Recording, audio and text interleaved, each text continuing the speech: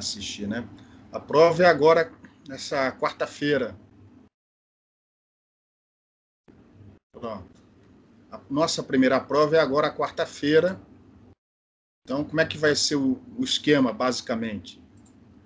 Vai ser uma prova dimensionada para 2, 3 horas, ou seja, uma prova dimensionada para ser feita como era antes, presencialmente. Mas, enfim, e aí vocês vão ter 24 horas para fazer essa prova. Vocês vão ter até as 8 horas da manhã da quinta-feira para me mandar um e-mail com um arquivo PDF contendo essa prova. A prova tem que ser manuscrita, aí vocês vão escanear ou tirar fotos da prova e transformar isso num arquivo PDF, que não pode ser muito grande, porque dependendo do tamanho, às vezes vocês podem ter dificuldade para enviar isso por e-mail. Não pode ser muito escuro, também não pode ser muito claro. Eu tenho que conseguir enxergar, né, o que vocês fizeram para corrigir. Então, façam com calma, porque vai ter tempo suficiente para fazer essa prova com calma. Vocês podem consultar livros, a internet, só não podem pedir ajuda para outras pessoas. E eu vou distribuir essa prova, né, o PDF dela, através do Moodle, da disciplina. Então, alguns minutos antes das 7h30, eu vou lá no Moodle e vou fazer o upload da prova e vocês vão poder ir lá e baixar o arquivo PDF. Às 7h30 da próxima quarta-feira, eu vou abrir o link como se fosse uma aula normal, vou abrir, compartilhar a tela, abrir o arquivo da prova e vamos ler a prova juntos, questão por questão. Se vocês tiverem alguma dúvida em relação ao enunciado, e aí eu vou deixar com vocês, para vocês fazerem a prova e me entregarem até as 8 horas do dia seguinte. Alguma pergunta, alguma dúvida?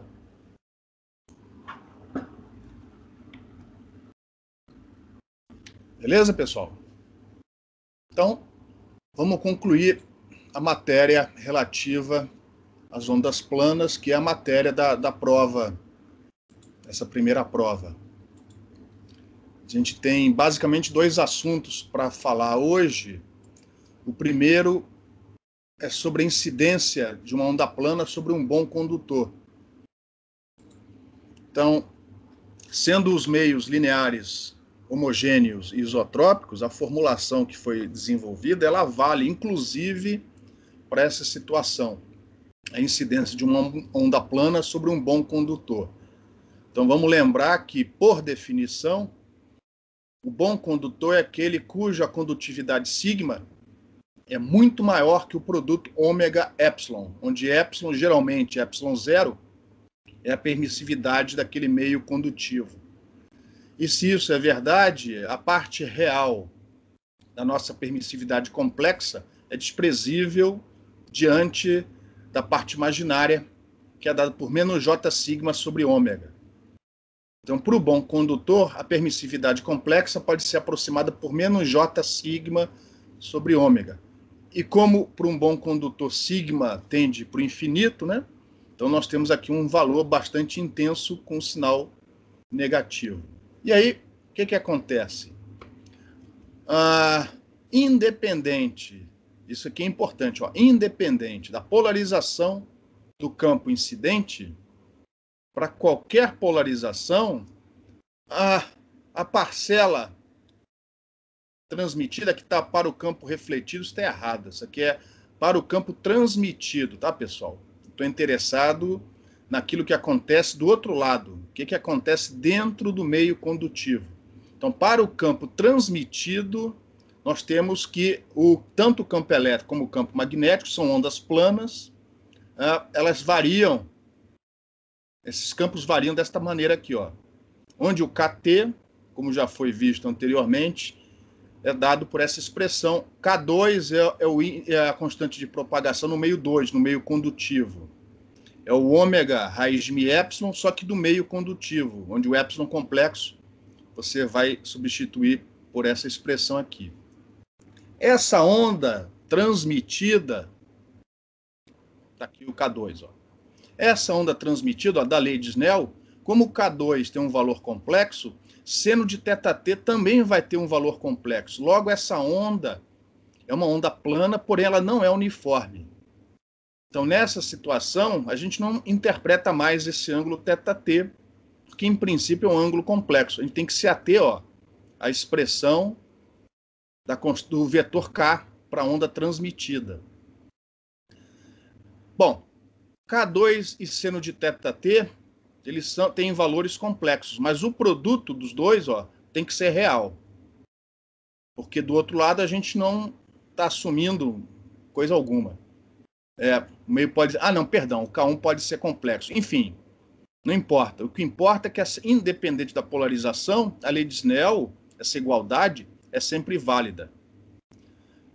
Do outro lado, não tem nada indo para o infinito. Ômega não vai para o infinito, mi e epsilon não vão para o infinito. E o seno de θi, a onda incidente, ela pode ter qualquer valor de θi, e esse seno varia entre 0 e 1. Então, este valor aqui é limitado. Consequentemente, este daqui também é limitado, porque a lei de Snell vale sempre. Então, esse produto K2, seno de θt, ele tem um valor limitado. O produto não tem um valor infinito, ele é limitado. Tá? Acontece que se a gente olhar aqui para a expressão do K2, assumindo que o meio 2 é um meio bom condutor, repara, a expressão do K2 para um meio bom condutor é dada por isso. É um valor complexo. Mas repara, o sigma aparece aqui no numerador. E no limite em que o sigma tende para o infinito, o K2 tende para o infinito. Então, no limite em que o sigma do meio 2 tende para o infinito, o K2 tende para o infinito. Mas como da lei de Snell, esse produto tem que ser limitado, para este produto ser limitado, quando o K2 tende para o infinito, o que tem que acontecer com o seno de θt?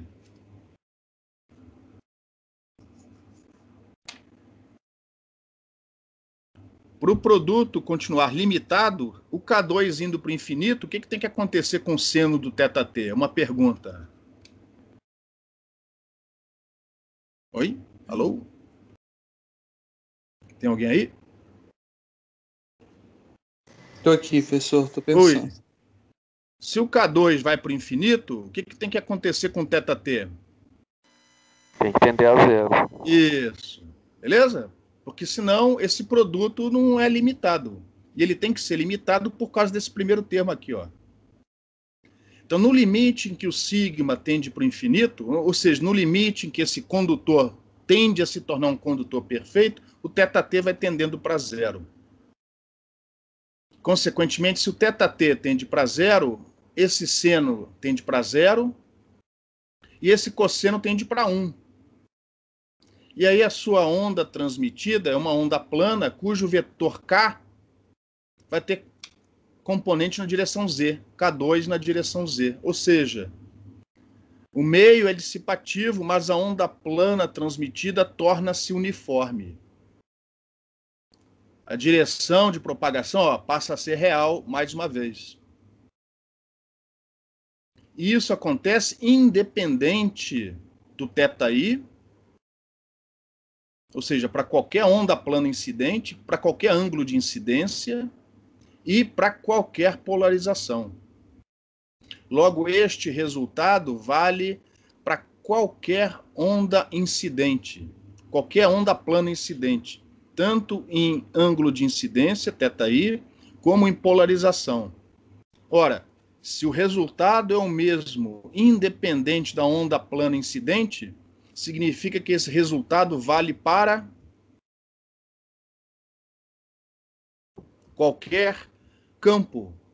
Porque a gente falou lá atrás que qualquer campo, por mais complicado que ele seja, ele pode ser representado como um somatório de ondas planas. Então, se vale para qualquer onda plana, vale para qualquer campo.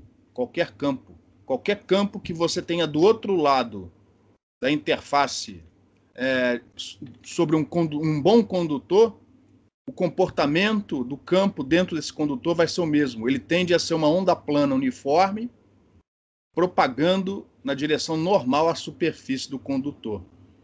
Lógico que isto vale no limite em que o condutor tende a ser um condutor perfeito. Mas é uma aproximação que vai ser muito útil para a gente, porque vai ser o resultado que vamos desmembrar, né, desenvolver daqui a pouco, que vai fazer com que a gente obtenha equações para levar em conta as perdas no condutor em guias de onda, linhas de transmissão, paredes de cavidades ressonantes. É baseado nesse caso, nesse exemplo aqui, que a gente vai obter uma formulação que vai nos ajudar mais adiante a obter fórmulas para levar em consideração as perdas no condutor. Vem desse fato. Este resultado vale para qualquer campo que você tenha sobre a superfície de um condutor quase perfeito. Alguma pergunta?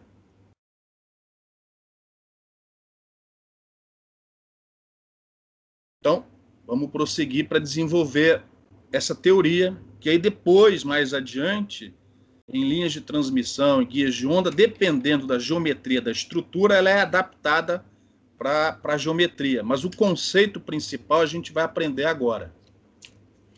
Então, repare, independente da onda incidente, nesse limite, onde a condutividade do meio 2 tende para infinito, a onda transmitida tende a ser uma onda plana uniforme, propagando na direção perpendicular à interface entre os meios. E aqui estão, enfim, aqui estão as definições do alfa, do beta e da profundidade de penetração para o caso de um bom condutor, de um excelente condutor.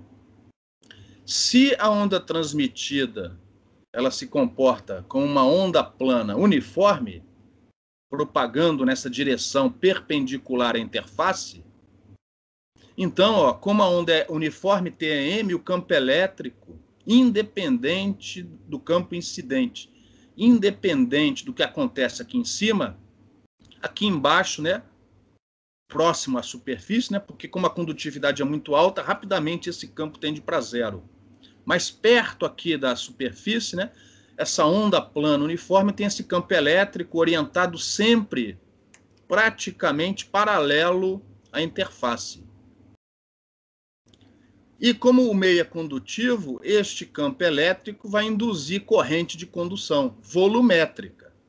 Corrente de condução sempre volumétrica, que está orientada na mesma direção do campo elétrico. Então, essa corrente ela também é paralela à interface. No limite em que essa condutividade tende para o infinito, o que acontece com essa corrente de condução?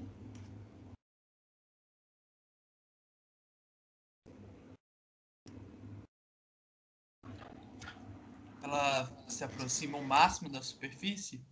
Ela vai tender a ser uma densidade superficial, exatamente. É aquela densidade superficial que nós temos na condição de contorno N produto vetorial H igual a JS.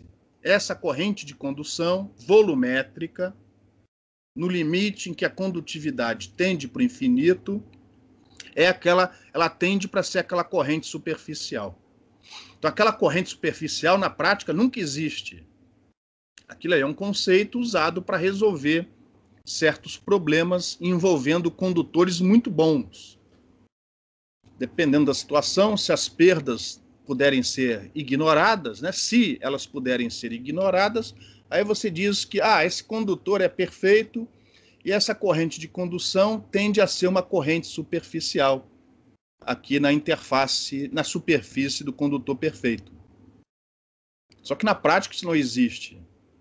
Se o seu dispositivo for um dispositivo limitado, por exemplo, como uma antena, ele é limitado, só tem aquele tamanho.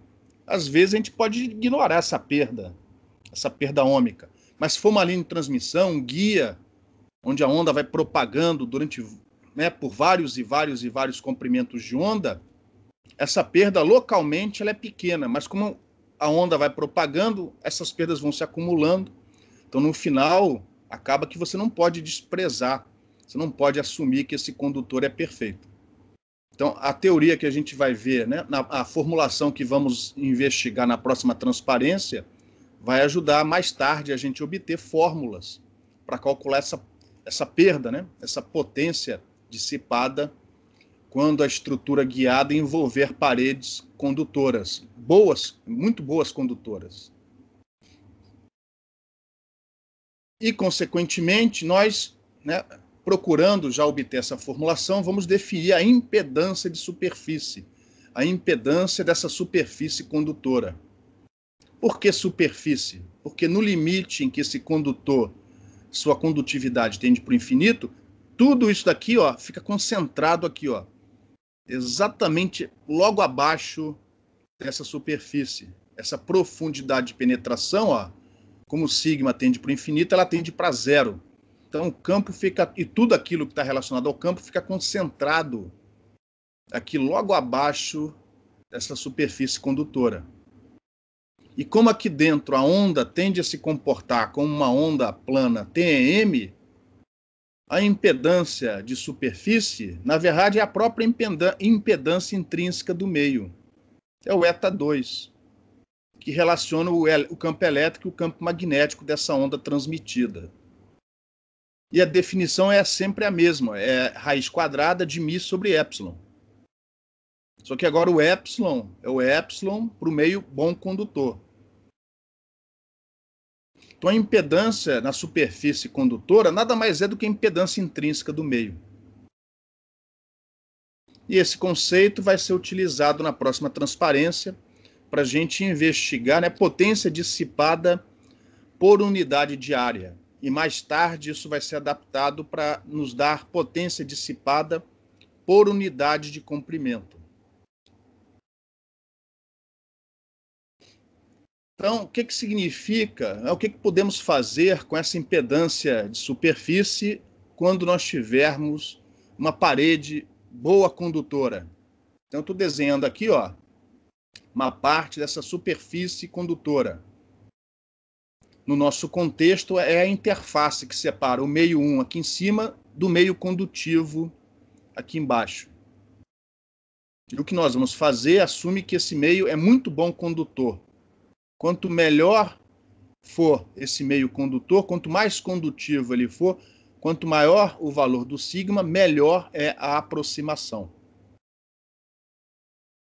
E nós vamos definir aqui uma área nessa interface. Ela tem dimensões W e L.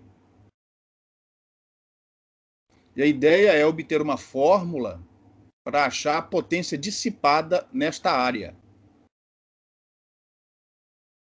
Qual é a potência dissipada por unidade de área, por metro quadrado, watts por metro quadrado? Como é que a gente faz esse cálculo?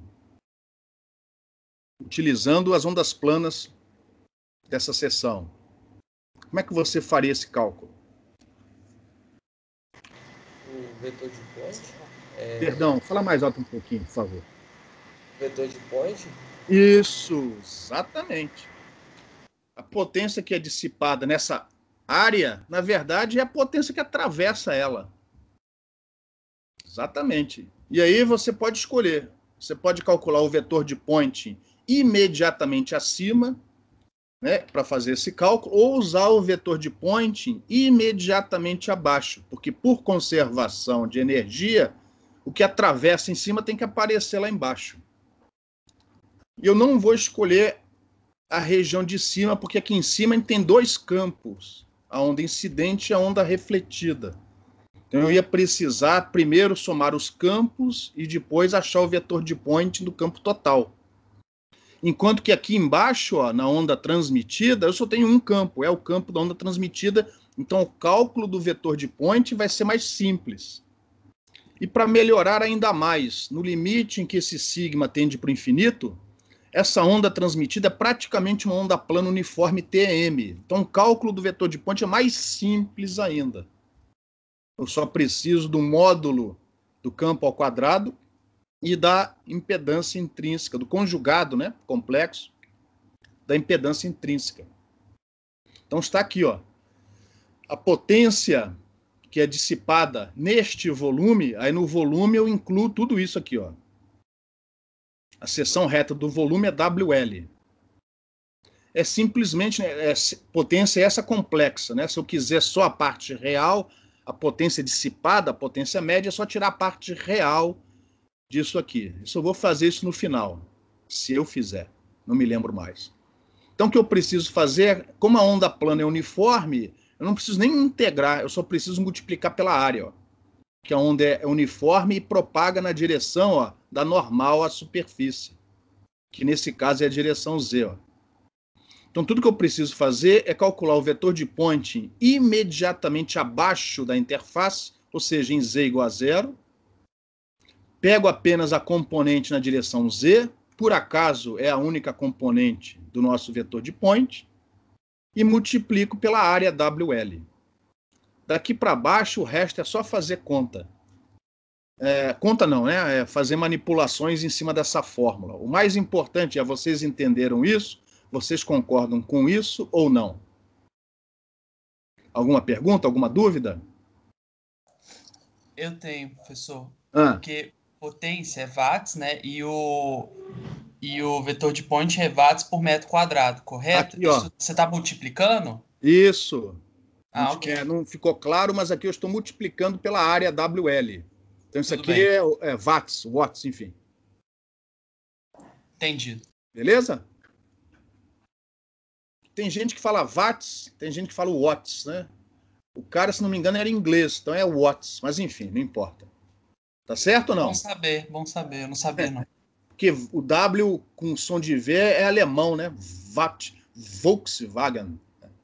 Enfim. Não, mas acho que não tá errado, não. Eu que falei bobagem. Beleza ou não? Aqui é watts. Tranquilo ou não? Sim. Beleza? Então agora é só calcular esse bichinho aqui. Como eu estou usando o campo transmitido e ele é praticamente quase, né, nesse limite, uma onda plana uniforme. Então, lembrando, é 1 meio eta conjugado aqui, ó. Se você se esquecer de colocar esse conjugado, você vai errar no valor, né, do sinal da parte imaginária. Você não vai errar no cálculo da potência ativa, mas vai trocar o sinal da potência reativa. Módulo do campo elétrico, mas é o módulo do campo elétrico imediatamente após a transmissão, em Z igual a 0. Ao quadrado, né? E esse vetor de Poynting só tem componente na direção Z. Então, esse produto escalar aqui, ó, o Z escalar Z vai dar 1, vai sumir no final das contas. Como essa onda transmitida é praticamente TM, eu não preciso fazer esse cálculo em cima do campo elétrico. Eu posso usar essa relação de onda plana uniforme. Módulo do campo elétrico ao quadrado é igual ao módulo da impedância intrínseca daquele meio ao quadrado vezes o módulo do campo magnético ao quadrado. E aí lembrem-se que módulo de um número complexo ao quadrado é o número complexo vezes o seu conjugado complexo. Ó. E vocês estão vendo que quando eu substituir isto daqui, ó, isto daqui, aqui, esse eta conjugado vai cortar com esse eta conjugado. Por que eu quis reescrever a equação em termos do H?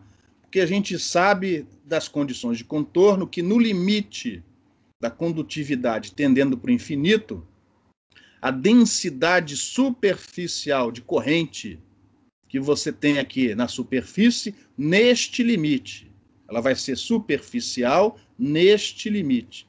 É proporcional ao campo magnético que eu tenho ali na superfície.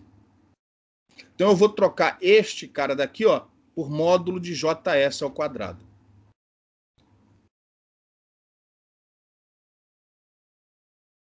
E aí isso daqui passa a significar, ó, a representar uma impedância de superfície. Mas é a própria impedância intrínseca daquele meio condutivo. E agora eu simplesmente plugo essas relações e aqui está o cálculo. Aí eu já passei aquele WL para baixo, então isso passa a ser potência que é passada para o outro lado, né, por unidade de área.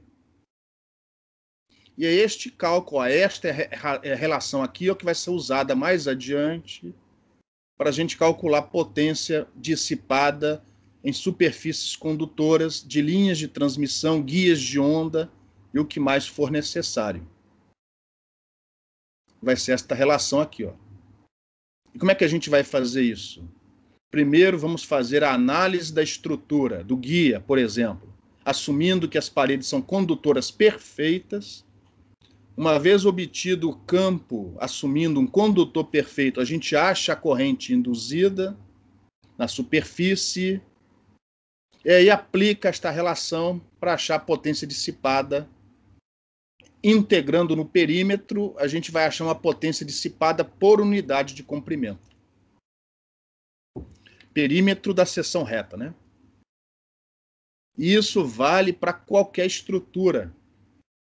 Isso, apesar de a gente ter definido isso para interface plana, assumindo um problema da onda plana incidente, como qualquer campo pode ser representado por um somatório ou uma integral, né, de ondas planas, e o resultado vale para qualquer onda plana, significa que isso vale para qualquer campo desse lado.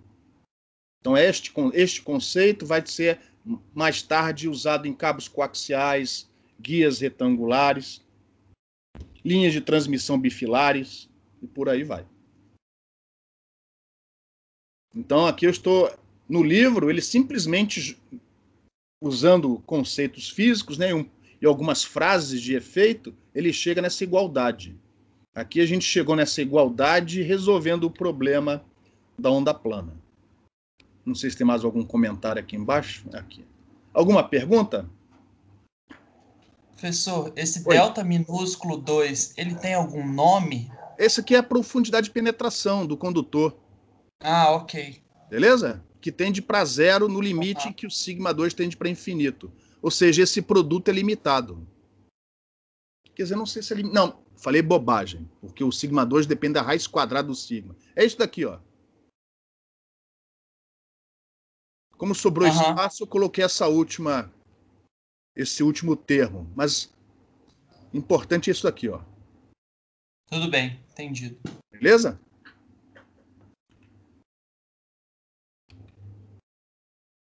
E aqui, só para terminar, os coeficientes de reflexão. Se a gente pegar, né, fizer o θt tendendo para zero, a gente vai ver que... E o sigma, né, tendendo para infinito, a gente vai ver que este coeficiente para polarização perpendicular tende para -1 e para polarização paralela tende para +1.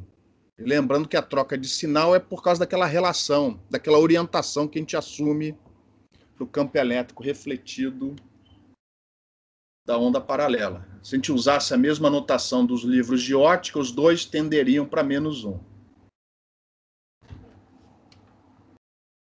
E para concluir essa etapa, a gente vai fazer aqui mais um exercíciozinho, que eu espero que vocês mais tarde repitam as contas, tá? No caso, uma incidência normal, para não colocar aqui muito problema com ângulos, né? É uma onda plana uniforme incidindo sobre um meio 1, sobre a superfície, né, de um meio 1, que é um bom condutor, tem uma condutividade muito alta, 10 megasiemens por metro. A frequência de operação aqui é 1 GHz, e a densidade de potência incidente, ou seja, imediatamente antes de ocorrer a reflexão e, consequentemente, a transmissão, é de 1 miliwatt por metro quadrado. E o que a gente vai fazer? Todas as contas que pudermos. Então, vamos lá. Primeiro, calcular parâmetros. Então, no caso do meio 0, o meio de cima, eu vou precisar disso em algum momento. Está aqui a constante de propagação, o K0. O meio 1 é o ar, então eu vou assumir que tem as mesmas características do vácuo. Então, aqui é o raiz de μ0 ε0. Para a frequência F de 1 GHz, isso aqui vai dar 20,96 radianos por metro real, puramente real. Meio 1 não é dissipativo. Perdão, eu estou confundindo, é o meio 0, né? O meio 0 não é dissipativo, o meio 1 é o de baixo. O meio 1 é um bom condutor. E eu fiz as contas todas, ó. E deixei em função do ε0. Esse aqui é um truque que vocês devem sempre utilizar. Sempre que aparecer ε0, deixe em evidência e, se for necessário, só substitui o valor no final. Então, repare como a parte imaginária, negativa, é muito mais intensa do que a parte real. Eu posso desprezar esse termo. Então, para o bom condutor, eu posso desprezar essa parte real do epsilon complexo. Aqui eu não desprezei só para mostrar, né? Aqui a constante de propagação nesse meio complexa. E como já foi dito algumas aulas lá para trás, a parte real alfa, a parte real beta, com a mesma intensidade da parte imaginária alfa. Ó. O beta e o alfa aqui têm o mesmo tamanho, a mesma grandeza, o mesmo valor, perdão, 9.480,27. A profundidade de penetração delta é o inverso do alfa. Vai ser o inverso deste valor aqui, ó.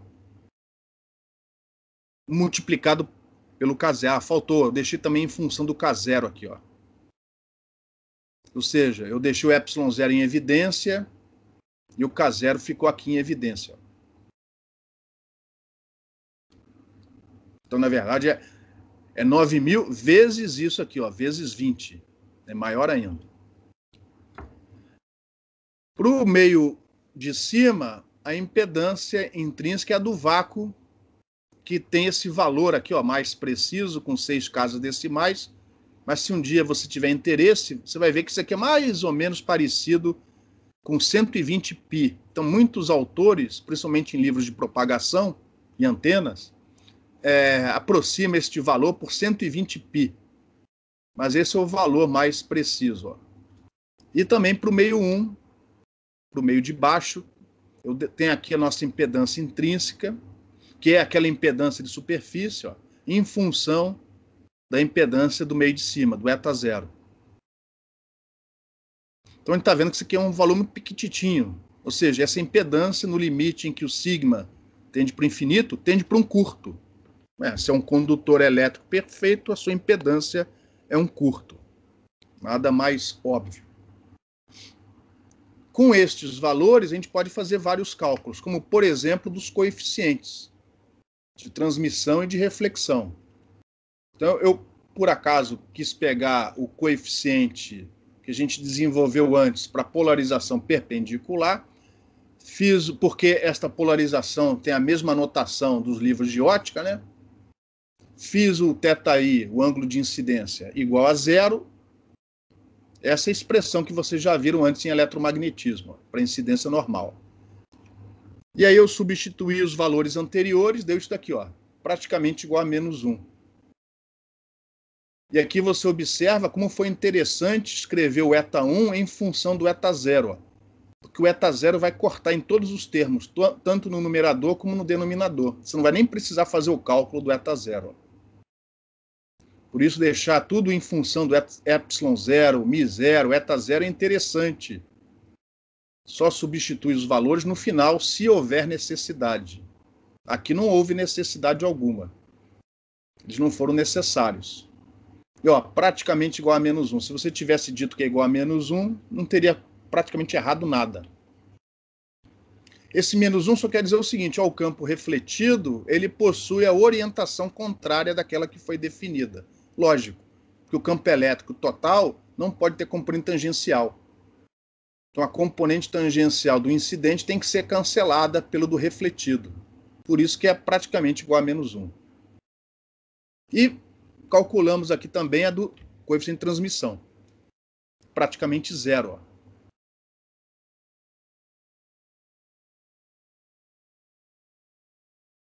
Se eu quiser saber quanto de potência, né, da potência incidente, qual o percentual que foi refletido, como é que a gente faz isso?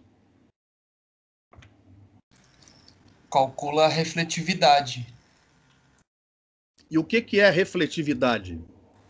É o quadrado do módulo do coeficiente de reflexão. Ou seja, é o quadrado desse valor? Do módulo. Isso. Praticamente. Isso. Porque é muito Tem grande. gente que confunde módulo com parte real. Módulo ao quadrado é este valor ao quadrado mais este valor ao quadrado. Ah, mas ele é muito pequeno. Tudo bem, se você quiser desprezar, mas módulo leva em conta tanto a parte real como a parte imaginária. Se você fizer as contas, ó, vai dar isso daqui. Então, neste problema, 99,98% da potência incidente é refletida. E quanto é transmitida? 100% menos isso. Exatamente. É o complemento disso aqui. Tá? Ou seja, é só pegar esse cara daqui, tirar o módulo, mas temos que tomar cuidado, também tem que entrar o eta, né? Então, neste caso, sem necessidade, mas para demonstrar as equações que a gente acabou de desenvolver, eu vou começar a resolver o problema da potência transmitida usando aquele conceito da impedância de superfície. Sem necessidade, tá? Sem necessidade. É só para demonstrar. Então, a gente viu antes que a potência dissipada por unidade de área é dada por essa expressão. O que eu vou fazer aqui? Eu vou simplesmente fazer o contrário do que eu fiz antes. Eu vou trabalhar desta relação e chegar naquela do vetor de Poynting atravessando para o outro lado. Eu vou fazer de trás para frente.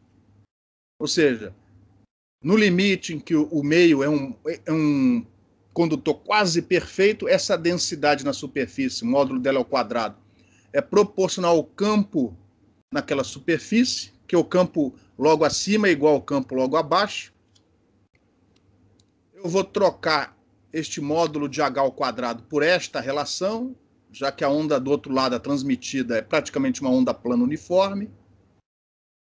Módulo ao quadrado de uma grandeza complexa é a grandeza vezes o seu conjugado. Então aparece o conjugado do eta1 aqui embaixo. Eu estou trabalhando de trás para frente. O campo elétrico transmitido imediatamente após a transmissão é o incidente multiplicado pelo coeficiente de transmissão, que é esse cara daqui, ó. No caso aqui, os módulos ao quadrado. E aí eu troquei esse módulo do E incidente ao quadrado pela densidade de potência incidente vezes 2 eta zero. Ó. E aí eu reescrevi desse jeito. Essa é a transmissividade nesta situação quando θi é igual a zero. Ó.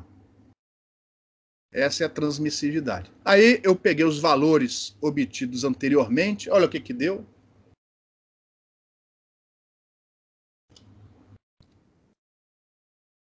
É o complemento disso aqui, como tinha que ser.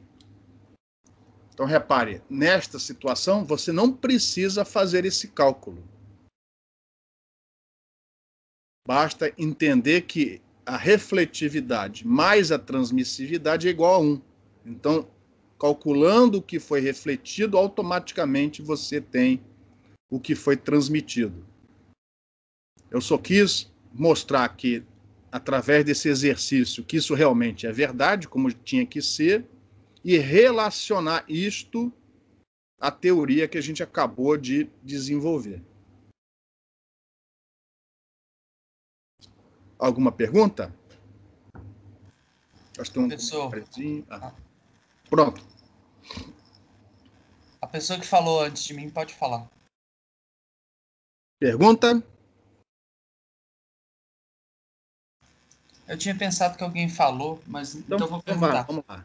Professor, nas aulas passadas você tinha definido transmissividade como sendo N1 cosseno θt sobre N2 cosseno θ1. N não, eta, perdão, falei errado. Enfim, não, entendi. Tudo... E aí vezes o módulo de... O coeficiente de transmissão ao quadrado.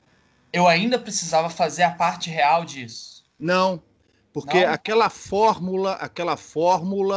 Aquela fórmula específica, ela foi obtida para que situação? Incidência rasante. Não. Todas as ondas planas uniformes. Ok. Não havia dissipação, todos os meios ideais. Ou seja, o meio 1 e o meio 2 eram ideais, sem perdas. os épsilons eram reais, os zetas eram reais, os ângulos eram reais. Aquela fórmula é uma fórmula particular para quando todas as três ondas são uniformes, inclusive a transmitida. E para isso, nenhum meio pode ser dissipativo. Eu falei, ó, quando um dos meios for dissipativo e a onda torna-se plana não uniforme, os cálculos ficam mais complicados. Se a gente tivesse feito para o caso de um meio dissipativo incidência normal, a gente teria obtido essa equação, ó. Essa daqui. Ok.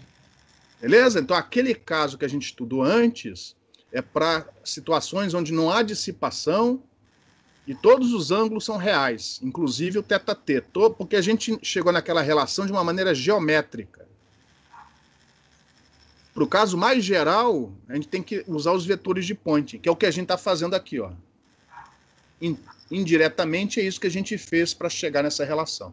Então, esta é a fórmula da transmissividade para a incidência normal quando o meio de baixo é dissipativo. É esta fórmula daqui, ó. E essa só é válida para... Só concluindo. Essa fórmula aqui não é um caso particular, daquilo que a gente viu uma ou duas aulas atrás.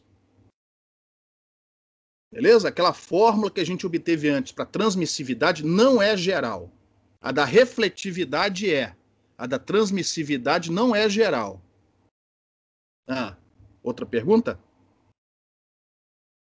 Não, eu queria saber se ela somente é válida para perpendicular, então... Esta daqui é. Só para perpendicular. Normal. Essa daqui só para incidência normal. Okay. Quando o meio 1 é dissipativo, e o meio de cima não é dissipativo, e o meio de baixo é dissipativo. A equação torna-se essa. Certo. Para incidência normal, θi igual a θt, ambos nulos. E esta fórmula não é um caso particular daquela que a gente obteve antes. Aquela fórmula que a gente obteve antes não pode ter meio dissipativo envolvido. Professor, mas a fórmula 1 igual a R mais T, ela é sempre válida, correto? É, isso. Okay. E no caso o T é a parte real. Se isso aqui for complexo, como é o caso, o T é a parte real. Tudo bem. Repare que antes não foi necessário porque tudo era real. Então a gente não precisou colocar esse real. Mas tem a ver com a parte real do vetor de Poynting.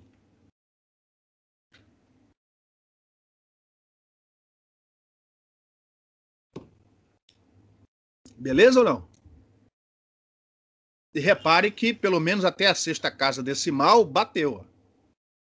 Se você colocar mais 20 casas decimais aqui, vai bater também.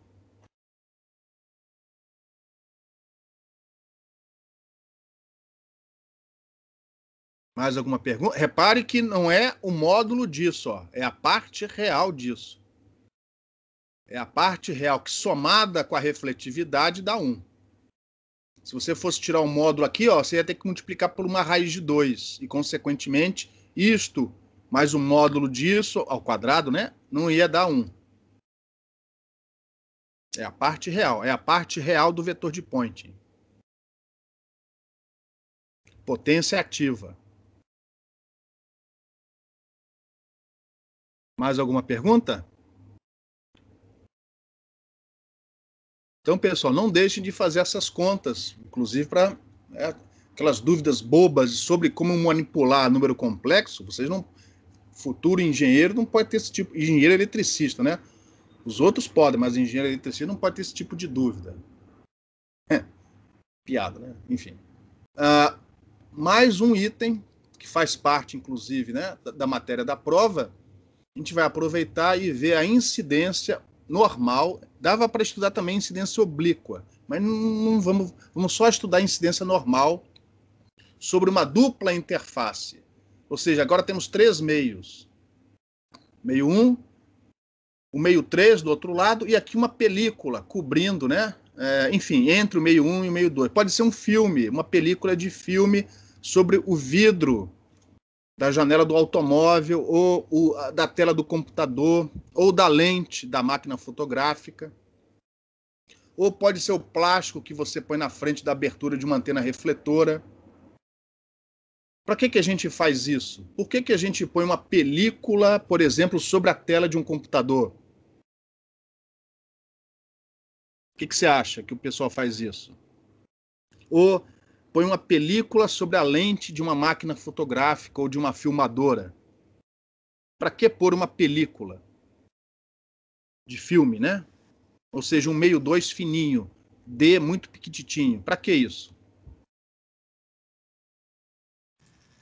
Para impedir a reflexão da luz e não atrapalhar a visão. Pronto, exatamente. Geralmente a ideia é, com isso, fazer com que a reflexão diminua. E é isso que a gente vai estudar aqui para 2 casos particulares. Mas antes disso, a gente precisa obter a fórmula geral.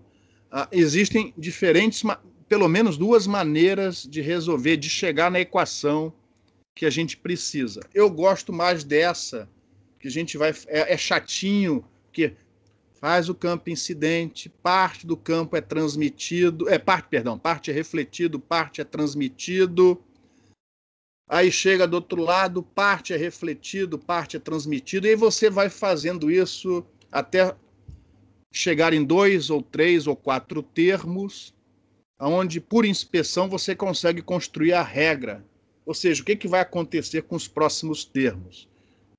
Então é isso que a gente vai fazer aqui, porque com isso, desta maneira mais chatinha, eu só preciso usar coisas que a gente já obteve antes. Não precisa mostrar mais nada de novo, tá?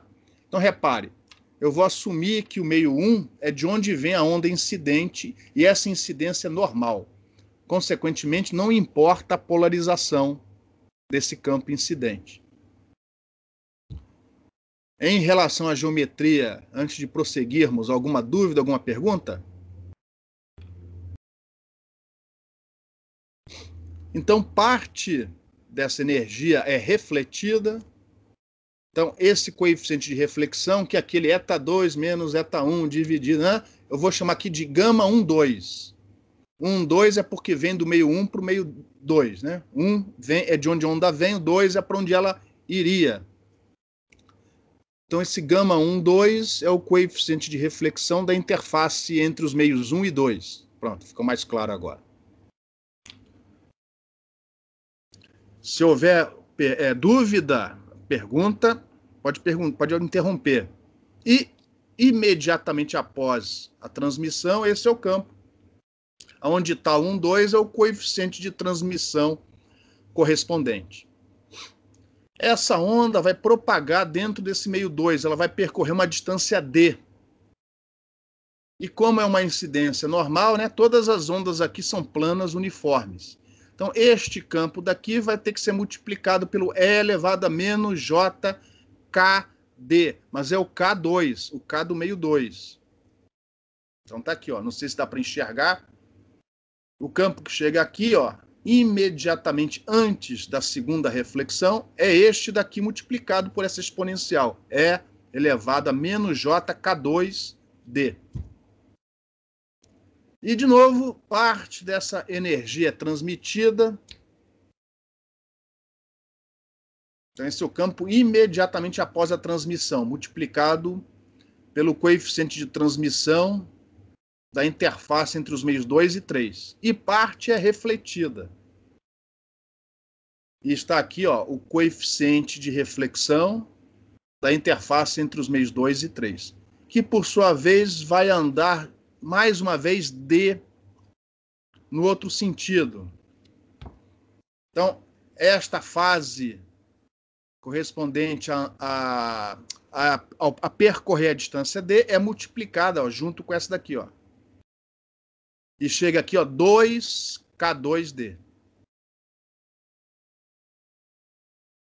Que ela andou D para um lado, depois D para o outro. Parte dessa energia é transmitida para o outro lado. Está lá o coeficiente de transmissão do meio 2 para o meio 1. Parte é refletida. E aí, ó, eu vou, né, você vai Faz isso algumas vezes. No final, ó, com esses termos, ó, aqui a primeira parcela do campo refletido, aqui a segunda parcela, aqui a terceira parcela, aqui a quarta parcela, e você, se tudo correr bem, você consegue aqui enxergar a regra de formação. Os termos, ó, vão tendo a fase K2 vezes um valor par, vezes 2, vezes 4, vezes 6. Obviamente, o próximo vai ser vezes 8, depois vezes 10 e por aí vai. Esse tal 1, 2, junto com o EI, aparece em todos eles, ó. O coeficiente de reflexão, transmissão tal 2, 1 também aparece em todos eles, e esses coeficientes de reflexão eles vão aparecendo, ó, elevado a 1, elevado a 2, elevado a 3, e com isso você tem a regra de formação.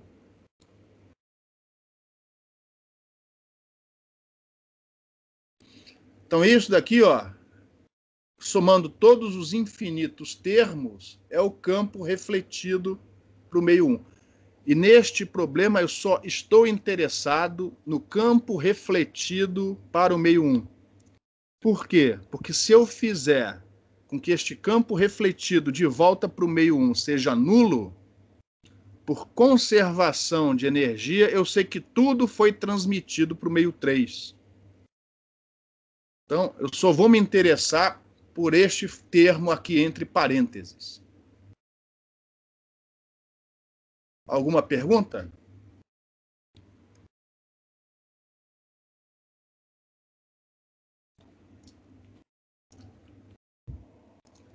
Olhando para esse somatório, o que você enxerga?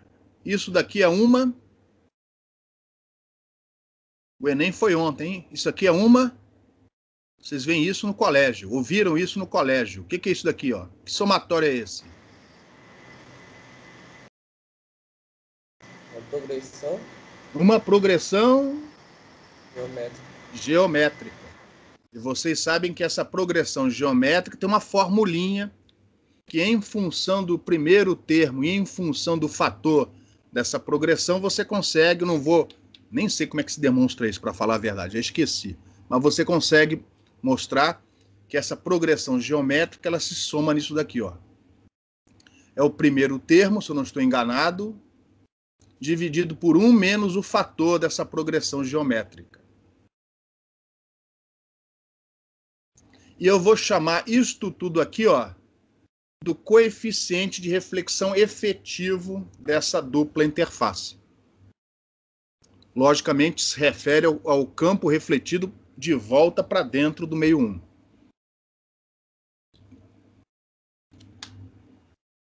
Lembrando que essa exponencial complexa, parte real é cosseno do argumento e a parte imaginária é o seno do argumento. E lembrando que esses coeficientes de reflexão eta 2 menos eta 3 dividido por eta 2 mais eta 3, fazendo as substituições. Aqui estão, ó, as substituições. Vou substituir esses coeficientes agora em função das impedâncias intrínsecas dos diferentes meios. E depois de 2 páginas de conta, você consegue, e não são difíceis, mas são chatas, você consegue chegar nisso daqui, ó. Então, este coeficiente de reflexão efetivo é dado por essa fórmula. E é essa fórmula que a gente vai agora manipular em 2 casos práticos para ver o que fazer, o que pode ser feito com a geometria para que esse coeficiente de reflexão seja nulo. E, com isso, automaticamente, toda a energia incidente é refletida, é passada para o meio 3. Não importa o que acontece dentro do meio 2. Se ele não for dissipativo, tudo é passado para o meio 3. Nada é refletido nessa camada dupla. Antes de prosseguirmos, alguma pergunta?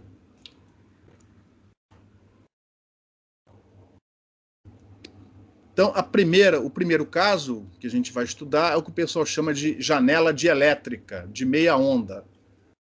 Então a gente já está antecipando aqui, ó, que a espessura desse meio 2 vai ser igual a metade do comprimento de onda, meia onda. Só que é o comprimento de onda no meio 2. Não se esqueça que o meio 2 é formado por um dielétrico diferente dos demais meios. E neste caso particular, isso daqui se aplica em situações como essa daqui, ó. Você tem aqui, não dá para ver, mas aqui atrás tem uma antena refletora, uma antena parabólica.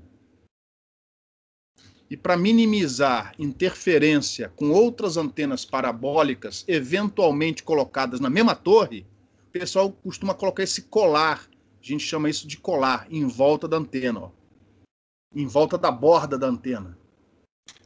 Só que se você deixar esse colar, um passarinho vai fazer ninho lá dentro. Então, o colar tem que vir junto com esse plástico aqui na frente, que é o radome. A gente chama isso de radome. E a gente não quer que isso atrapalhe a transmissão e a recepção da antena. Então, a ideia é colocar uma certa... ou fazer isso muito fininho, que é o que geralmente acontece, ou então fazer isso com uma certa espessura, de tal maneira que o coeficiente de reflexão efetivo seja nulo. Então, apesar de não ser o caso aqui, a gente vai assumir que isso aqui tem uma certa espessura. Eu quero achar essa espessura para fazer com que o coeficiente de reflexão seja nulo. E para isso eu vou investigar aquela fórmula que a gente acabou de desenvolver. Perdão, consequentemente, repare, o meio 1 e o meio 3 são os mesmos. Ar de um lado e ar do outro. Então, naquela equação anterior, eu vou fazer o eta 1 igual ao eta 3. E vice-versa, né? E aí tem um termo que aparece lá, eta 1 menos eta 3, aquilo dá zero. E a equação fica mais simples. Repare que no numerador ficou só esse termo aqui, ó. Logo, o que eu posso fazer para esse coeficiente ser nulo nesta situação? Nesta situação. O que pode ser feito para o coeficiente ser igual a zero?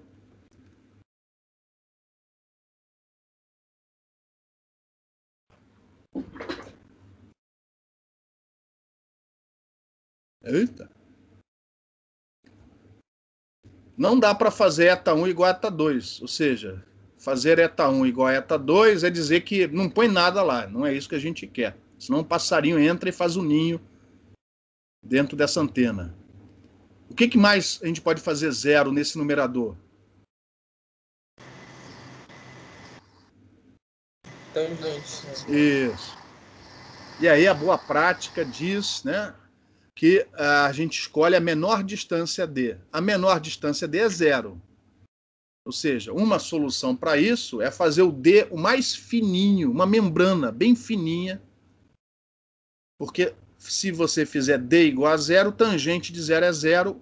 Esta é uma possibilidade, é fazer a membrana bem fininha. Se isso não for possível, por alguma questão mecânica, ou seja lá o que for, a próxima é fazer a tangente, este valor aqui, ó, ser um múltiplo, no caso, múltiplo unitário de π, já que D não pode ser negativo, né, pessoal? Cuidado, hein? O D não pode ser negativo, tem que ser positivo. Então, a próxima possibilidade é fazer K2D igual a π, e, consequentemente, o D vai ser igual a metade do comprimento de onda no meio 2. Beleza? Então, se o N for igual a 1, isso é chamado janela dielétrica de meia onda. No caso dessa figura, a membrana é fininha, o D tende para zero.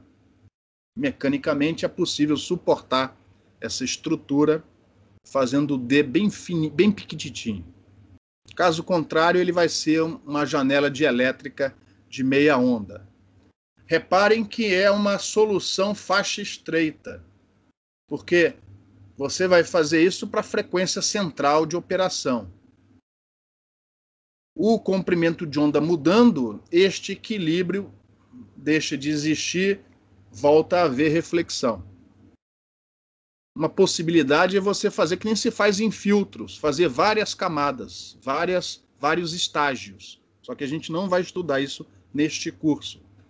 Mas as mesmas técnicas que vocês usam para projetar filtros em circuitos, Chebyshev, etc., também pode ser usada nessa teoria. Ao invés de duas, né, de uma camada, você põe várias camadas e vai ajustando e tenta fazer com que a resposta seja mais uniforme ao longo da faixa de operação. Aqui a gente só vai fazer com uma camada. Alguma pergunta?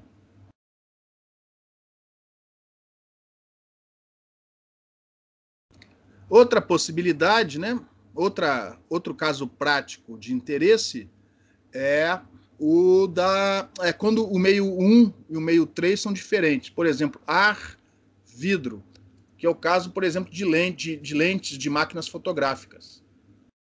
Então você vai pôr uma película sobre aquela superfície da lente para minimizar reflexão. E aí, nesse caso, nós precisamos, né, não existe milagre. Então a gente precisa de duas condições. Ou seja, o meio 2 não pode ser qualquer um. E aqui eu estou assumindo, em todos os casos, que não há dissipação, não há perdas. Estão todos os etas reais. Então, a impedância intrínseca, cuidado, isso aqui não é índice de refração, isso aqui não é N, isso é eta. A impedância intrínseca do meio 2, ela tem que ser tal que a sua raiz quadrada, o quadrado dela tem que ser igual ao produto eta 1 vezes eta 3. Então, esta é uma condição necessária, porém não é suficiente. Se isto for verdade, olha o que acontece na equação, com a equação do coeficiente de reflexão. Aquele termo da tangente que apareceria no numerador, ele some, mas fica esse daqui, ó.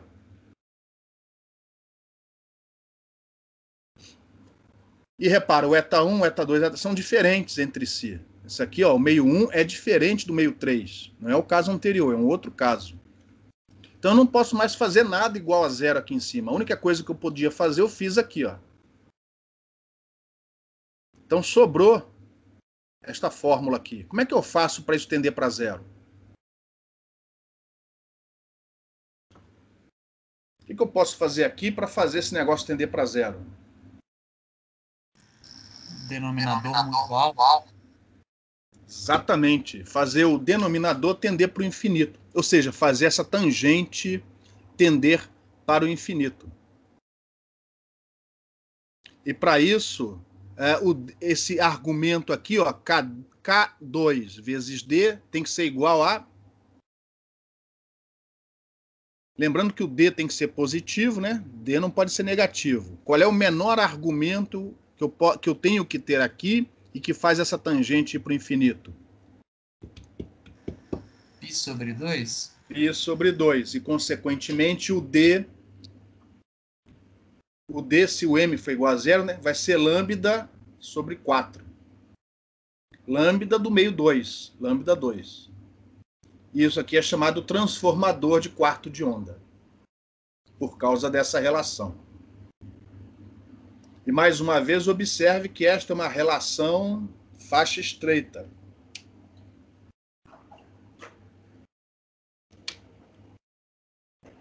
Existe a possibilidade de você colocar múltiplas camadas e tentar fazer com que a operação, no final, seja um pouco mais faixa larga. Pergunta? O que você quer dizer com faixa estreita? Se você... Porque, por exemplo, em caso de comunicações, o seu sinal nunca é uma portadora pura, um sinal monocromático. Geralmente é uma portadora modulada. Então ela ocupa um espectro, ela ocupa uma largura espectral. Então esse coeficiente nulo, você só consegue para uma frequência específica, não consegue para a faixa inteira. Porque, repara, o D, ele é fixo. Uma vez que você especificou e colou essa camada na superfície lá do meio 3, por exemplo, você não tem como mexer no tamanho disso. Mas a frequência variando, o lambda varia. Então, este equilíbrio que faz o coeficiente ser nulo, ele é perdido. Para aquela frequência, você talvez consiga fazer esse coeficiente nulo. Mas aumentou a frequência um pouquinho para cima, ou diminuiu, o lambda variou, aquele D não tem mais lambda sobre 4.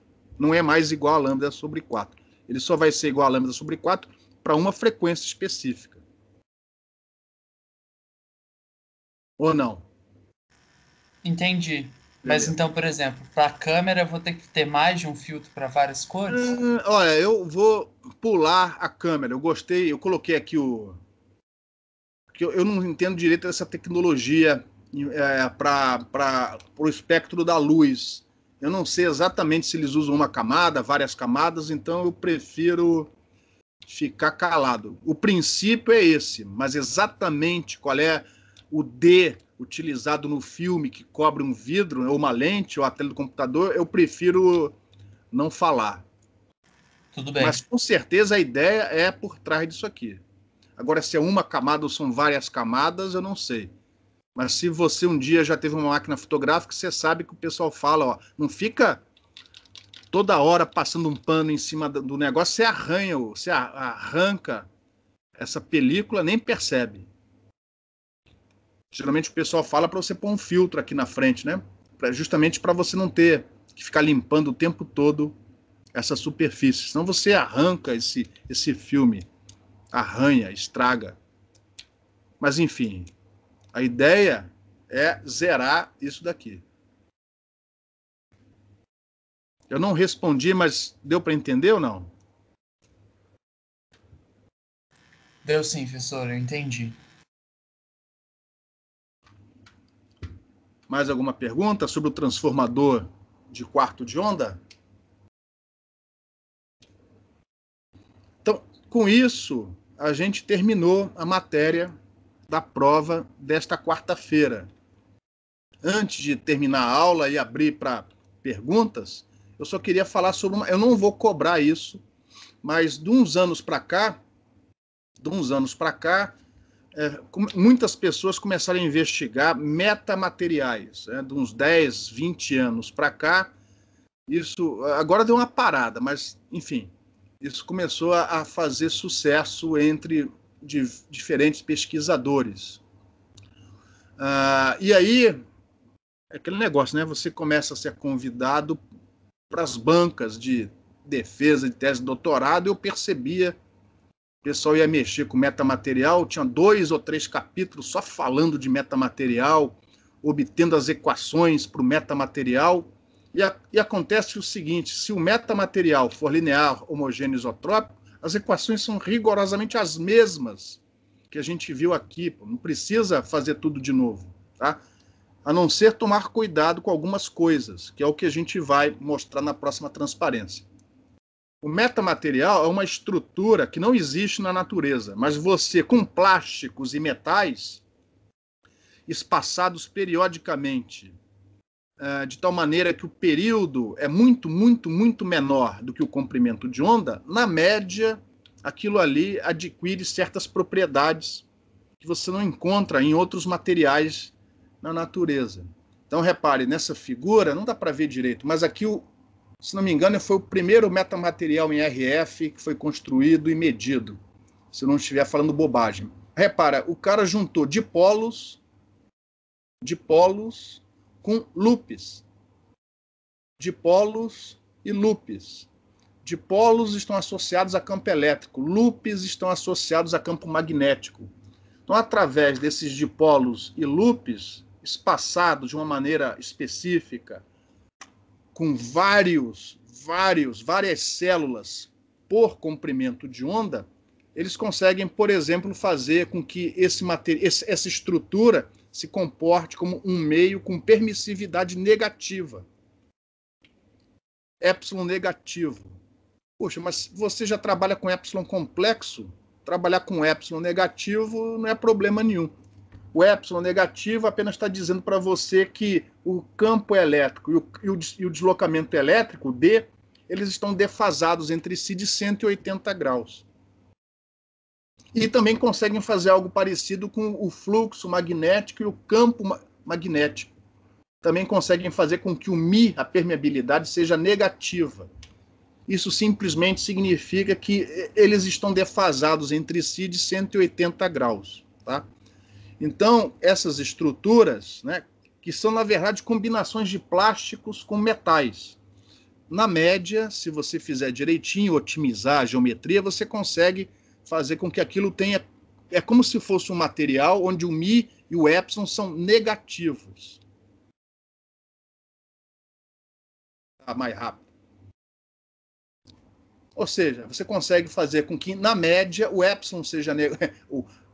Você consegue fazer com que, na média, o deslocamento elétrico esteja defasado do campo elétrico aplicado de 180 graus e o fluxo magnético esteja defasado do campo magnético aplicado de 180 graus. Isso equivale, nas nossas fórmulas, a um ε negativo, a um μ negativo. E aí coisas esquisitas acontecem quando esses caras são negativos. Só que tudo isso já está previsto na nossa formulação. Só que você tem que ter um cuidado. E qual é o cuidado? Tratar as raízes quadradas separadas. A gente não se preocupou com esses valores negativos. Então, por exemplo, quando a gente escreveu a fórmula do K, a gente juntou o μ e o ε na mesma raiz quadrada. Porque, na pior das hipóteses, o ε era complexo, mas o μ sempre real. Quando você for lidar com metamaterial, tudo que você tem que fazer é separar o μ e o ε dessa raiz quadrada aqui. Ó.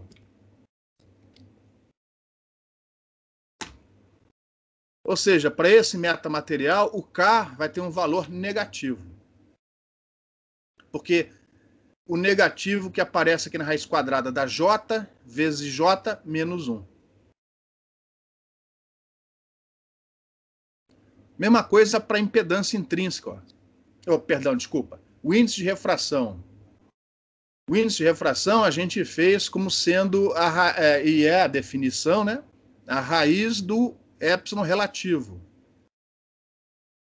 Se você tiver um metamaterial, é só incluir nessa definição o μ relativo também. E aí você tem uma definição mais ampla desse coeficiente, desse índice de refração. E no caso do metamaterial, ele é negativo. Então, onde aparecer o índice de refração, você troca por isso daqui. Ó. E, finalmente, agora sim, a impedância intrínseca. Mas como aparece, né? No numerador e no denominador, JJ, no final, a impedância intrínseca continua positiva. Se você tomar esses cuidados, todas as equações obtidas anteriormente continuam válidas. Então, por exemplo, incidência de uma onda plana, incidência normal, de uma onda plana sobre um metamaterial. Essa área, essa região cinza, é o metamaterial. As fórmulas são as mesmas. Desde que você tome aquele cuidado visto anteriormente. Ou seja, aí o pessoal fala assim, no metamaterial é como se a onda transmitida propagasse no sentido oposto. Olha lá. Como o K é negativo, é como se a onda, ao invés de propagar na direção Z, ela propagasse na direção contrária, como se ela tivesse vindo de baixo. Lembrando que velocidade de fase é uma definição matemática. Mas se você calcular o vetor de Poynting, você vai ver que o fluxo de potência ele é na direção Z positiva, ou seja, é para baixo. Tá? Então a potência está entrando. Ela não está vinda de baixo para cima. Ela está vindo de cima para baixo. Mais esquisito que isso é quando você tem a incidência oblíqua. Quando você tem... As fórmulas continuam válidas. Lei de Snell continua válida. A lei de Snell continua válida. Mas como o K2 é negativo, significa que o θT é negativo. Ou seja, a figura correta não é esta daqui, ó. É esta. Então, no metamaterial, a onda transmitida ela tem uma direção negativa em relação à normal. Ou seja, ao invés do campo propagar para esta direção, ele propaga para aqui, ó. E aí coisas esquisitas começam a acontecer. Por exemplo, isso aqui é uma simulação onde este meio daqui, ó, é um metamaterial. Olha lá as frentes de onda propagando no sentido oposto ao que a gente esperaria. E mais, ó, o campo transmitido ele tem um ângulo negativo. Isso permite, por exemplo, você criar lentes com metamateriais. Porque o raio transmitido, ao invés de vir aqui para frente, ele vem com ângulo negativo. E você pode, o pessoal tem feito isso, lentes com metamateriais. Você consegue fazer lentes menores, com mais potência. Outros investigam estruturas que seriam como se fosse uma capa de invisibilidade. Alguns dizem, inclusive, para tornar mais atraente para as crianças, para os garotos, como se fosse a capa do Harry Potter. Ou seja, você ajusta as dimensões e as características do metamaterial e parece que a onda passa por isso sem ser perturbada. Se isso fosse luz, significa que não há reflexão. Ou seja, você não vê o objeto onde a luz, né, está incidindo, como se fosse uma capa de invisibilidade. Parece que já fizeram. O problema é que isso é faixa estreita, né? Esse é o problema. E só funciona para a onda que vem nessa direção. Incidência oblíqua, você quebra o equilíbrio. Isso já é mais realista. Você consegue, através de tubos, você põe tubos de plástico e espaçando eles direitinho, é como se fosse um guia. Você pode guiar, inclusive luz. Então, alguns materiais, inclusive em optoeletrônica, alguns guias são feitos usando essas propriedades. E outras pessoas, que inclusive levaram o nosso presidente na conversa, né, chegaram a prever a possibilidade de usar essas estruturas metamateriais para transmitir de um lado para o outro energia elétrica sem fio. Eu já fui numa banca uma vez, não nessa figura, era uma outra coisa. Eu perguntei, não era melhor colocar 2 fios de um lado para o outro? Mas enfim, pesquisa é pesquisa. Pode ser que um dia isso seja útil para alguma coisa, tá? Então, se um dia você for trabalhar com metamaterial, se esse metamaterial for linear, homogêneo e isotrópico, as equações que a gente obteve aqui até o momento neste curso continuam válidas. É só você tomar o cuidado de separar o μ das raízes quadradas, vistas nas equações anteriores. São só esses 3 cuidados que você tem que ter. Tomando esses 3 cuidados, as fórmulas obtidas são rigorosamente as mesmas. Alguma pergunta sobre metamaterial antes de abrir para perguntas mais gerais?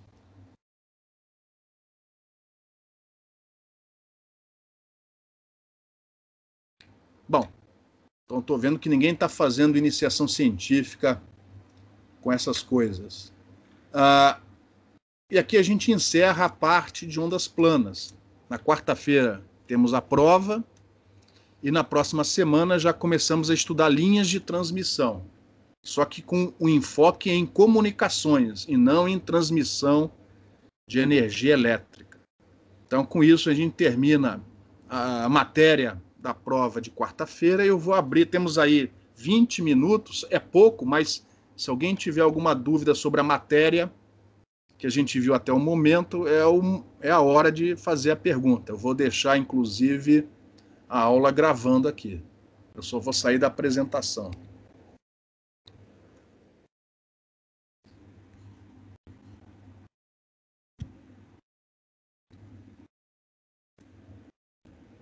E aí, pessoal, alguma pergunta? Eu tenho uma pergunta, professor. Faz um pouquinho mais alto, por favor. Ou mais perto. Isso. É melhor? Ótimo. Com relação à lista, teve um exercício que eu tive dificuldade de fazer. A lista 2, o exercício 2. Deixa eu abrir que eu não me lembro de nenhum exercício. Espera aí. Lista 2. Ô, pessoal, para quem ainda não observou isso, lá no Moodle tem um arquivo que são as listas.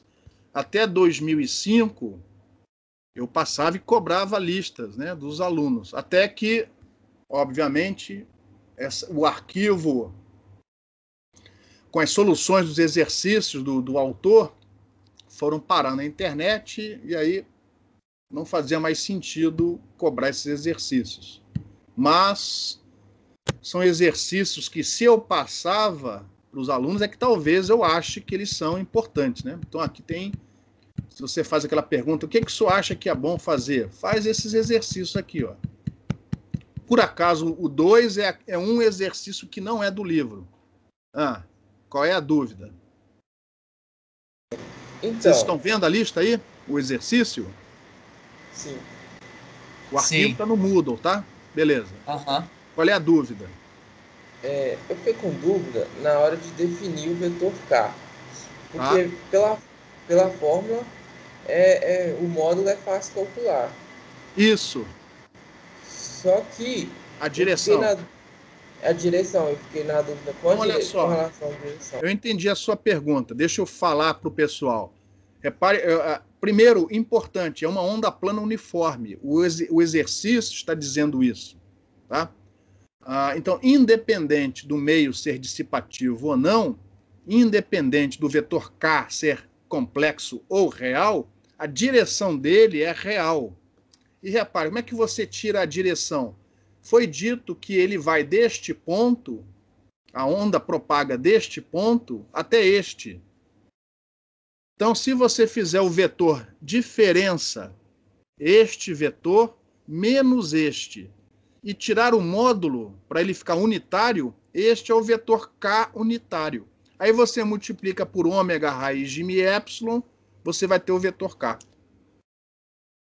Isso ficou claro ou não? Ah, sim. E tipo assim, você pega o segundo vetor, Isso. subtrai do primeiro, transforma em R sobre o módulo de R. Aí você vai ter o K chapéu. Direção. Isso. Ah, e sim, multiplica entendi. pelo K do meio, ômega raiz de μ. No caso, é o vácuo. Então vai ser um vetor K real, em radianos por metro. Entendi. Aí com K, eu também fiquei na dúvida como encontrar o A. Mas, Beleza, por exemplo, vamos por partes. Em relação ao K, alguma pergunta de algum de vocês ou não? Eu tenho, professor. Eu não entendi direito, porque você falou que são pontos, mas na verdade são vetores, correto? Ah, sim, mas o vetor localiza um ponto. Ó. Este vetor localiza um ponto cujas coordenadas são x igual a 1, y igual a menos 2 e z igual a 3. Este Tudo outro bem. vetor localiza um outro ponto. Aham. Então, E aí, com esses dois pontos, você traça a reta. No caso, a reta é o próprio vetor, que é a diferença entre este e este. Desenha em duas dimensões e vê se dá para entender. Ao invés de fazer em 3 dimensões, que é mais chato, imagina o vetor R1, o vetor R2, faz em 2 dimensões para ver se você consegue entender a ideia. Tudo Então, bem. Não, eu entendi a ideia. Entendi. Então, os vetores R localizam pontos. Ele está dizendo a onda, no caso, né, a trajetória, sai deste ponto e chega neste daqui. Isso te dá a direção do vetor K. Em relação ao item A, o cálculo do vetor K, alguma pergunta? Além dessas? Bom, aí tem no item B o A. O A aqui do campo elétrico. Como é que você pode calcular esse A? Foi a sua dúvida, né? Sim. O enunciado está dizendo que a onda plana é uniforme. O enunciado está dizendo isso. Você acabou de calcular a direção do vetor K. Que informação você pode usar ou tentar usar para calcular esse A?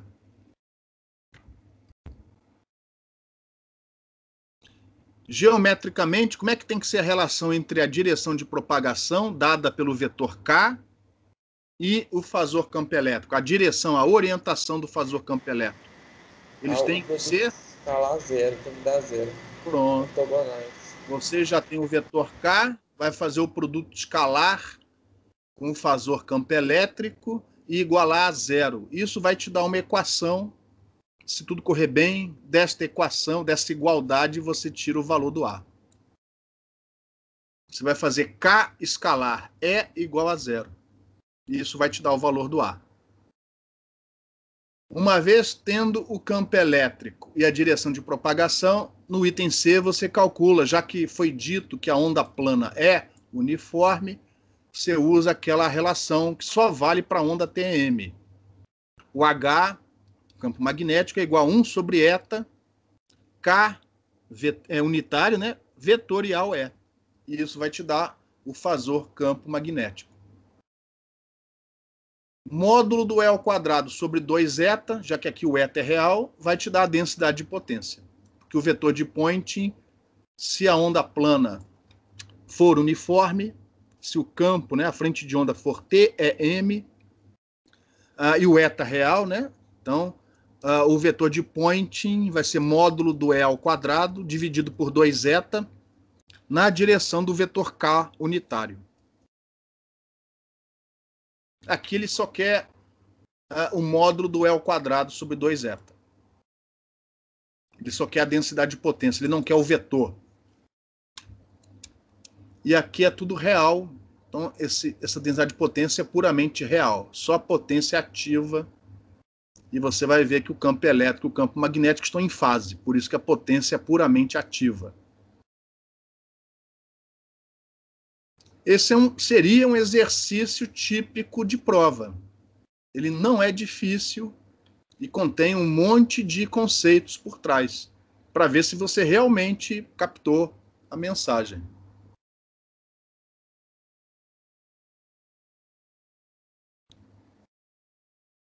Em relação a esse exercício, alguma pergunta? Professor. Esse é um bom exercício para fazer, para estudar para a prova. Na hora de fazer a letra C, que eu ia expressar o H e eu ia fazer o campo elétrico sobre o eta, você acha que é melhor eu pegar o eta, que, né, vai estar em retangular, aí eu passo para polar, e aí eu coloco o defasamento depois no E elevado a alguma coisa? Não, eu não entendi a sua dúvida. Você vai usar... Deixa eu ver se eu coloco a fórmula aqui, que é muito mais simples do que você está falando. É só fazer um produto vetorial. Só um momento aqui, ó. Vou lá no início dessas transparências, tá? Lá na... Como é que faz aqui, pessoalmente? Ok. Só um momentinho. Tudo bem. Eita ferro. Só um momentinho. Lembrando que o enunciado está dizendo que é uma onda plana uniforme. Então, eu já vou nas relações de onda plana uniforme. Se não me engano, estão aqui. Se não estiverem aqui, isso aqui é para onda plana geral. A uniforme é essa daqui, ó. São essas relações que você vai usar. Cadê? Aqui, ó. Aqui, ó. Você vai usar isso, ó. Não joga na equação de Maxwell. Não joga lá na... Não precisa tirar rotacional do campo elétrico para achar o campo magnético. Está dito que é uma onda plana uniforme. Então, esta relação é válida.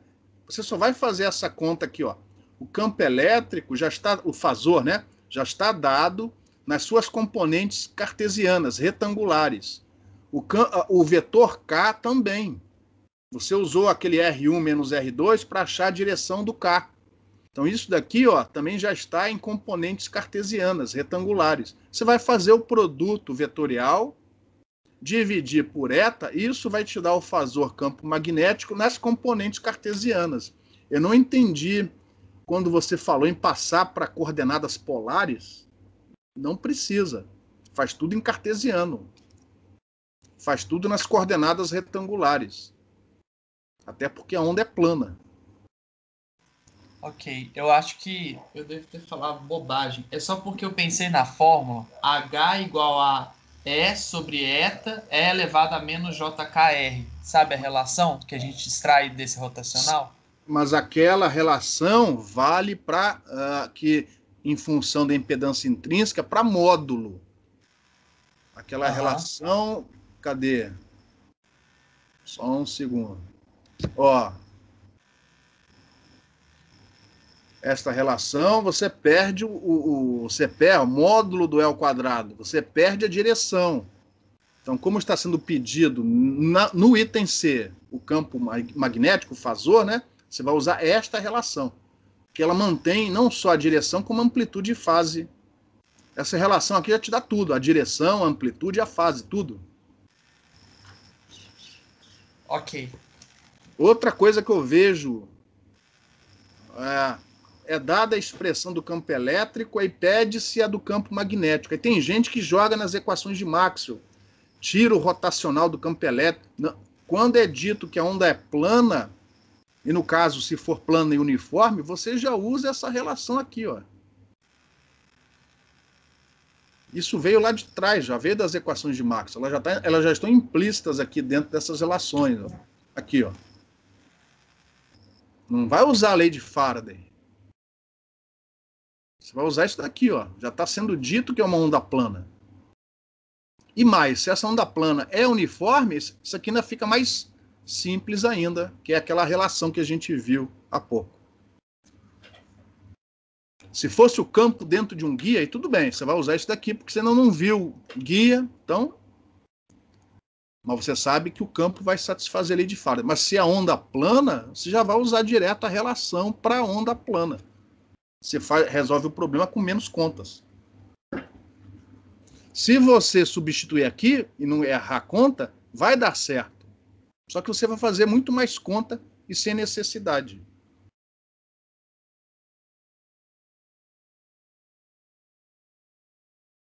Mais alguma pergunta?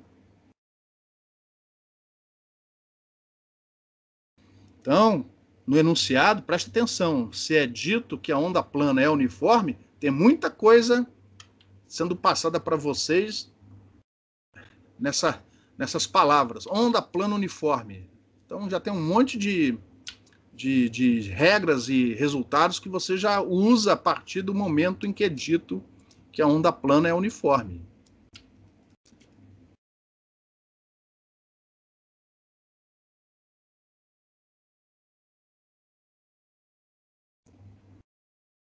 Mais alguma pergunta, pessoal?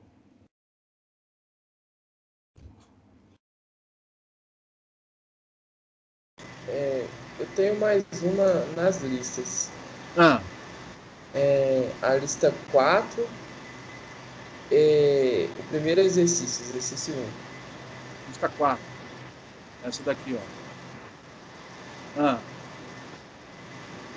Deixa eu ler. Pode falar. Não, pode ler. Então, uma onda plana, uniforme, incide sobre a interface plana entre dois meios ideais, né? Sem perdas, tudo real, eta, etc, etc. A incidência é interna. Aqui tem a reflexão total. Então, a onda transmitida, consequentemente, a onda transmitida não é uniforme. É uma onda plana, mas ela não é uniforme, que o ângulo de incidência, já que a incidência é interna, o ângulo de incidência sendo maior que o ângulo crítico, você tem aí o fenômeno da reflexão total e, consequentemente, a onda plana que é transmitida para o outro lado, ela não é uniforme. Então, como a onda plana transmitida não é uniforme, eu estou pedindo para você achar que o vetor de Poynting é complexo, né? E se eu não estiver enganado, da onda transmitida. Ou seja, eu quero que você mostre que, enfim, você vai pegar as expressões obtidas que aparecem nas transparências, tanto para polarização paralela como para polarização perpendicular, e vai calcular o vetor de Poynting. O que vai acontecer? Você vai ver que o vetor de Poynting, calculado dessa maneira, não tem parte real na direção Z. Não tem parte real na direção Z. Eu não estou dizendo que ele não é real, mas na direção Z não vai aparecer componente real, só complexa. E aí, o que significa isso? Que não há transferência de potência média de um meio para o outro. Ou seja, toda a potência média incidente é refletida. É isso. Na verdade é isso, tá? Se quiser resolver esse problema, faz o cálculo, acha o vetor de point, como a onda plana não é uniforme, você vai ter que usar esta relação, mas as expressões tanto do E como do H são aquelas das transparências. Calcula e você vai ver no final que o vetor de Poynting na região 2 não tem componente real na direção Z. Então não há fluxo de potência ativa na média. Instantânea existe, vai de um lado para o outro, de um lado para o outro. Mas na média, esse negócio não propaga lá para o outro lado. E aí são aquelas figuras, né? A onda transmitida, ela propaga na direção que é paralela à interface, mas ela atenua na medida em que você penetra para dentro do meio 2. Então você vai achar que a componente na direção X tem parcela real, mas a componente do vetor de point na direção Z não tem componente real, é imaginária pura. É isso que vai acontecer no final. Entendi. A minha dúvida foi porque, acho que você respondeu, é porque teve um exercício que era basicamente analisar o fluxo de potência ativa. E aí ele já considera zero assim, não explica nada. Então quer dizer que por causa disso não tem o fluxo de potência ativo, mas tem o coeficiente de transmissão. Tem, exatamente. Ou seja, tem campo do outro lado. Aí tem que tomar só o cuidado com a palavra, né? Porque a gente fala assim, a coeficiente de transmissão, se ele não é zero, então tem transmissão. Não, significa que tem um campo do outro lado, que a gente definiu como campo transmitido. Mas não há transmissão de potência média ativa para o outro lado. Existe campo transmitido, ou se você preferir, existe campo do outro lado. Mas não há parte real do vetor de Poynting na direção perpendicular à superfície. Nem do lado de lá, nem do lado de cá. Se você fizer também a análise no campo do outro lado, que vai ser mais chata, porque tem campo refletido e campo incidente, né? Mas você também vai descobrir que o vetor de Poynting do outro lado também não tem parcela real na direção Z. Lógico, se não tem de um lado, não tem do outro, né? Conservação de energia. Ficou claro ou não? Ficou sim. Mais alguma pergunta? Oi. Eu tenho. É porque eu achei bem abstrato, mas me corrija se eu estiver errado. Primeiro, você tem que considerar que o E' e o sigma vão ser zero para ambos os meios, correto? Peraí, só um momentinho. E'. É duas linhas, falei errado. Epsilon, duas linhas. Perdão, duas linhas. Aqui sim, porque está sendo dito que os meios são meios simples, meios sem perdas. Isso. Então, tanto o epsilon 1 como o epsilon 2 são reais. Então, não tem epsilon não tem epsilon duas linhas e também não tem sigma. Ok, ótimo. E aí, a partir daí, eu teria que fazer aquelas análises, por exemplo, eu ia definir um sistema de coordenada, tipo y saindo do quadro, z para baixo, x tudo igualzinho como foi feito antes. Não muda nada. Tudo igualzinho. As equações, inclusive, que você vai usar para resolver esse exercício são rigorosamente estas daqui, ó. Eu estava pensando exatamente nesse slide. Exatamente essa. Elas são válidas. Exatamente nesse slide. Exatamente. E aí eu sabendo... Ok. E aí eu sabendo, então, o valor do campo, tanto o elétrico quanto o magnético, utilizar aquela expressão final do vetor de Poynting para chegar no valor que eu estou querendo, certo? Isso. Exatamente. Okay. E aí eu fiquei com outra dúvida. Porque você está falando, a onda plana é uma onda plana uniforme, etc. Isso me dá informação relativa à polarização perpendicular e normal também, ou não? Como o fenômeno da transmissão e da reflexão depende da polarização, você vai ter que fazer para os dois para provar que acontece para as duas. Mas tem que fazer para os dois casos. Se você fizer só para uma, já está de bom tamanho, entendeu? Se fizer para esta ou para outra, já está de bom tamanho. O que vai acontecer? Ótimo. As equações são diferentes, porque a fórmula do coeficiente de transmissão é diferente. Ele depende da polarização. Tá vendo? Ó? Sim. Depende. Sim. Ele depende. Mas a conclusão essencial, que é o vetor de point não tem parcela real na direção z, vai acontecer nos dois casos. Ok. Lembra que reflexão total está associado à incidência interna e não à polarização. Então, o fenômeno ocorre para as duas polarizações. Ok. E como a onda plana transmitida não é uniforme, você é obrigado, na hora de calcular o vetor de Poynting, é obrigado a usar um meio vetorial H conjugado. Ok. E, professor, já que eu não sei o valor de ômega, não sei a frequência, eu posso... vou fazer literal.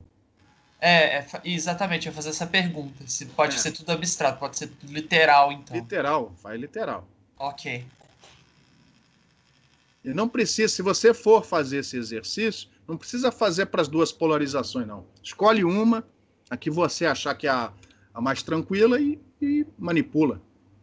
Ok. E nesse caso, nenhum dos dois meios possui perdas. Então, o epsilon, o mi, o k. O k vai ser complexo, mas não por causa do K2, por causa do θt. Mas o K2 vai ser real.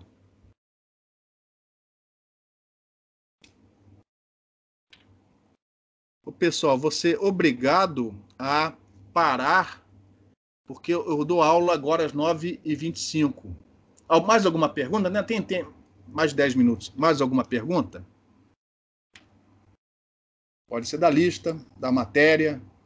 Professor, uma pergunta só sobre a prova mesmo. Número de casas decimais que você acha correto a gente representar? Não, calma. A única coisa que eu faço questão é quando você faz um problema em decibéis, que não é o caso deste curso, pelo menos por enquanto. Ok. Eu gosto sempre de 2 casas decimais. Tem gente que arredonda, mas eu acho que em decibéis você tem que ter 2 casas decimais. Na prova de TIOG, se eu pedir potência, por exemplo, percentagem, qual o percentual de potência que foi refletido? Refletividade, módulo do coeficiente de reflexão ao quadrado. 2 casas decimais está de bom tamanho. Ótimo. Não precisa, nos exercícios das transparências, eu coloco 6 casas decimais, que a minha expectativa é, primeiro, que vocês façam as contas depois, para ver se estão acertando. E segundo, que às vezes eu faço o exercício de 2 maneiras diferentes e eu quero, com isso, tentar demonstrar que nos 2 casos você vai chegar na mesma resposta. É só por isso que às vezes eu coloco um monte de casas decimais. Mas eu não vou cobrar, entendeu? 2 casas decimais está de bom tamanho. Ótimo, professor. Obrigado. Mais alguma pergunta? Eu vou parar aqui a gravação.